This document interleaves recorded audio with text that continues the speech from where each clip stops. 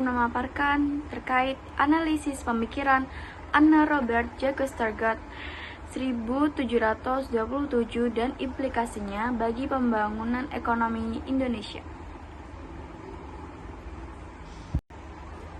Nah, psiokratisme. Kata psiokratik berasal dari bahasa Yunani kuno, paisis, dan kratos, yang berarti kekuatan dan hukum alam.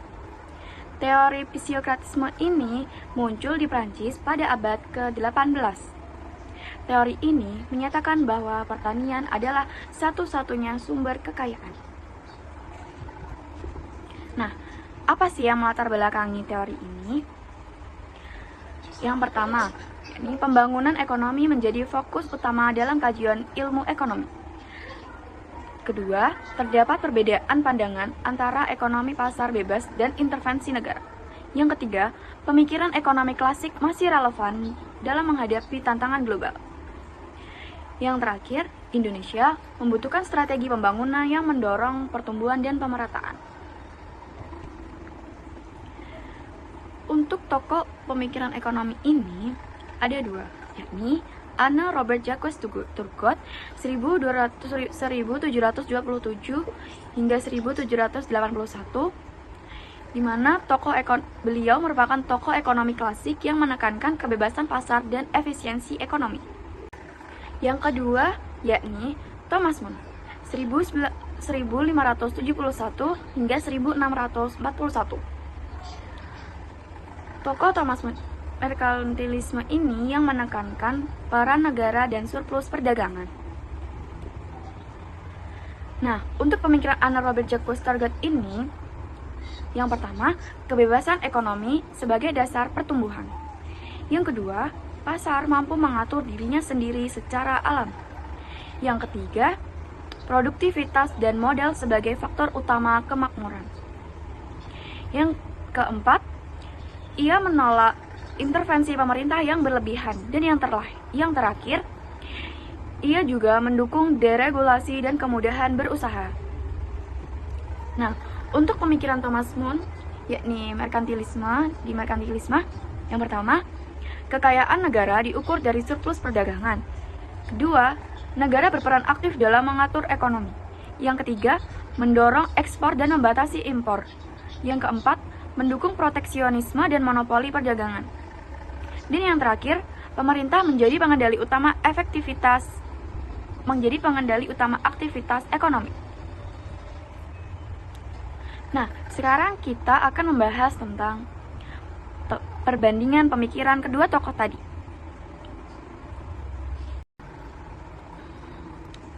Dari Anna Robert Jacques Turgot menekankan kebebasan ekonomi dan mekanisme pasar. Sedangkan Thomas More dari merkantilisme menekankan peran aktif negara dalam mengatur perekonomian. Yang kedua,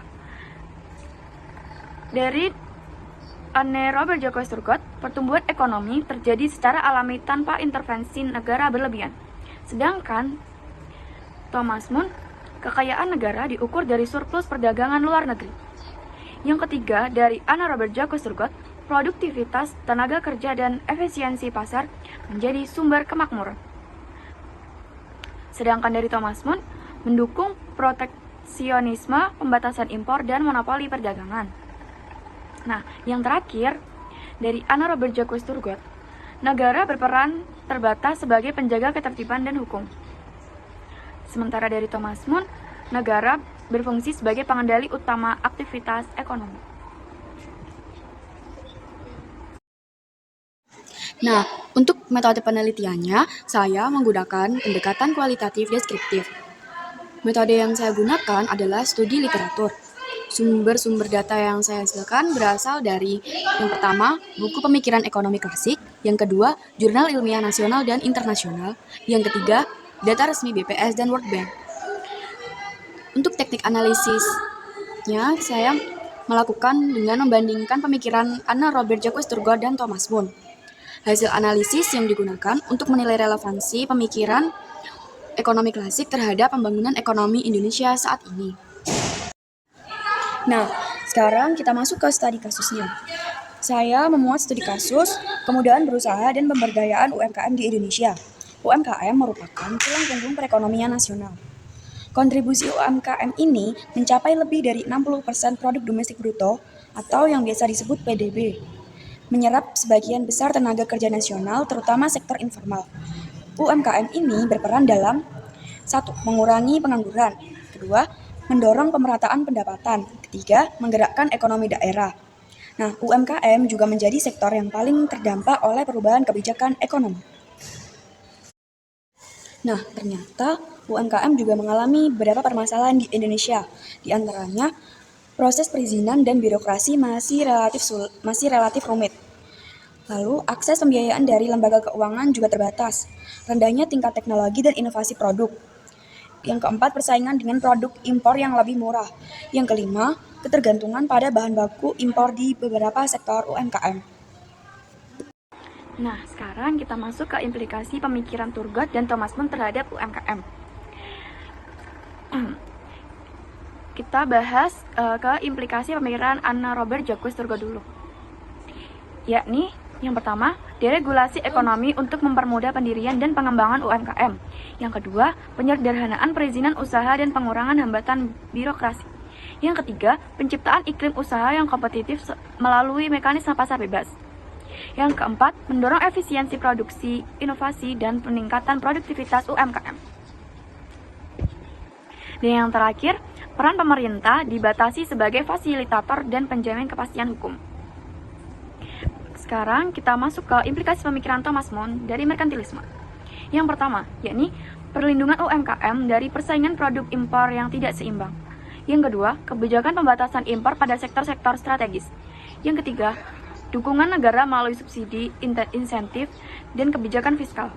Yang keempat, penguatan produksi dalam negeri untuk meningkatkan daya saing nasional. Dan yang terakhir yakni negara berperan aktif dalam mengarahkan kebijakan ekonomi.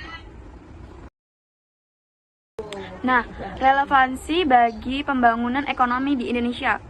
Yang pertama, pendekatan Turgot relevan untuk meningkatkan efisiensi dan inovasi UMKM. Yang kedua, pendekatan Mun penting untuk menjaga ketahanan ekonomi nasional. Yang ketiga, kombinasi kebebasan pasar dan perlindungan selektif diperlukan. Dan yang keempat, UMKM menjadi sektor kunci dalam pembangunan ekonomi berlanjutan.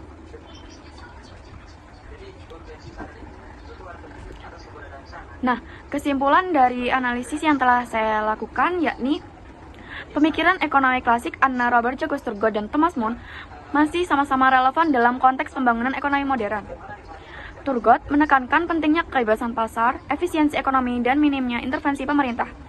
Sedangkan Thomas Mun menekankan peran aktif negara dalam mengatur perdagangan dan melindungi ekonomi nasional. Kedua pemikiran tersebut menunjukkan bahwa pendekatan yang berbeda namun saling melengkapi. Dalam konteks Indonesia, UMKM menjadi sektor strategis yang membutuhkan kebijakan ekonomi yang tepat. Pendekatan ala Turgot dapat mendorong inovasi, produktivitas, dan daya saing UMKM. Pendekatan ala Mun diperlukan untuk melindungi UMKM dari tekanan persaingan global dan produk impor. Oleh karena itu, pembangunan ekonomi Indonesia perlu mengombinasikan mekanisme pasar dan peran negara. Keseimbangan antara kebebasan ekonomi dan perlindungan nasional akan menjadi kunci pembangunan berkelanjutan. Saran dari saya adalah pemerintah perlu menyederhanakan regulasi bagi UMKM. Yang kedua, peningkatan akses pembiayaan dan teknologi bagi UMKM. Yang ketiga, perlindungan selektif terhadap UMKM dari persaingan global. Yang keempat, kebijakan ekonomi harus berorientasi pada pertumbuhan dan pemerataan. Cukup sekian presentasi dari saya. Semoga bermanfaat dan mudah difahami. Terima kasih. Wassalamualaikum warahmatullahi wabarakatuh.